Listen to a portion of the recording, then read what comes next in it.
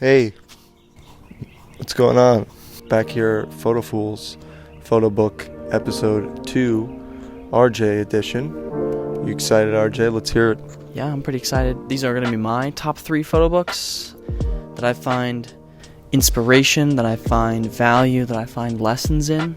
I'm excited to talk on them and, share my perspective a little bit. Enjoy. Also, we might do another episode where it's just our top 1 and we just get real deep in it. What are your thoughts?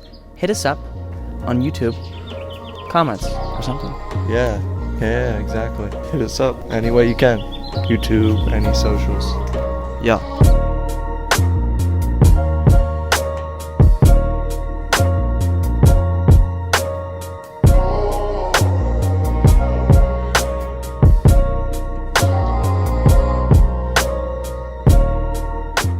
Alright, and here we are. This is my first pick, So Da Day by Jake Inez. This guy is a photographer mostly in LA who shoots what I would consider are some of the most emotionally aware and poetic photographs that I've seen recently. I think, especially with pairings like that, you really see his understanding of colors, understanding of patterns right here, shapes, textures. I really love how he sees the world, and his perspective really allows me time to, look at little details and sort of appreciate, even this photograph's meaning might not have that much, but I really love how it just interacts with, the color and the light. So he's a really cool guy. This pairing really got me going because of just how unique it is. It's almost impossible to compare these images fundamentally, but it's more about the emotional value. So really awesome, really great guy. Really excited to see him progress and make more work. He's actively working right now and pretty young, so it'd be cool to meet him and cool to learn more about him. This was like his first release of books, so I really feel special to have gotten involved, and obviously it came with that tiny little print, so love it, dude. Really excited to see where he goes and what's going on, and his photographs are amazing. I really think there's a lot to be said for this book, and if you have the means and the time, find it, purchase it, appreciate it. Alright, for my second pairing, we have William Albert Allard's Portraits of America. This is an incredible book. It's really in-depth. There's multiple parts. I am just going to highlight most of the minor league baseball stuff that he shot, but you'll also see some cowboy images at the end. Essentially, this guy is a little bit of a documentary photographer who works, really in diverse environments and looks to capture emotional value and people's stories. And his work is incredible.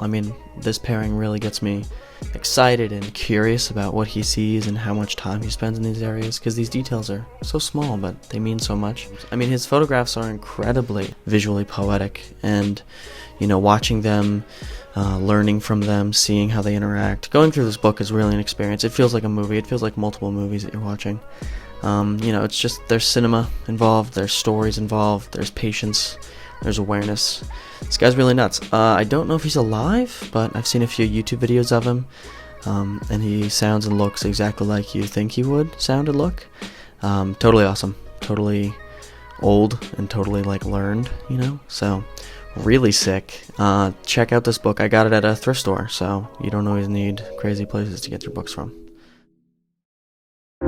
Alright, for my last pick is a photographer that really inspires me and informs a lot of my work. Henry Wessel, Traffic, Sunset Park, Continental Divide. It's a collection of 3 works, I believe, and I really focused mostly on the last 2, which are Sunset Park and Continental Divide. In Traffic, you see here him shooting out of the window, oftentimes large format, oftentimes in traffic. I love it. It's very LA, but not really how I make work. So, we'll see a lot more of his other work in this, sort of review, but it really is fascinating to see how he's always aware, especially when he's driving. Sunset Park, let's get it going. This stuff is inspiring. Look at that, dude. Really crazy, really thick, a lot of knowledge here, a lot of inspiration. lot of lessons. I really think he just inspires a lot of my work in this. It's incredible to see him look at shapes and look at how a lot of the textures and contrast really add to these compositions. He has a lot of center-weighted compositions. Light is so important to him.